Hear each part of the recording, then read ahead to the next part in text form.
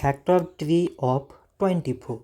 So 24, it can be written as 2 times 12 means it is 24.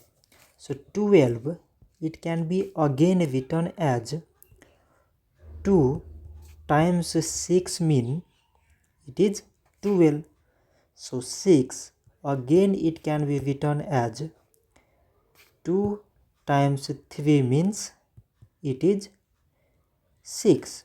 So now we have to select the prime numbers in all these numbers. So prime number here is 2, 2, 2 and this 3.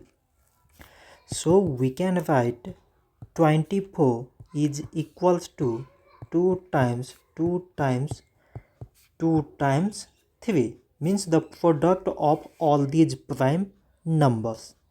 So this much for today and thanks for watching.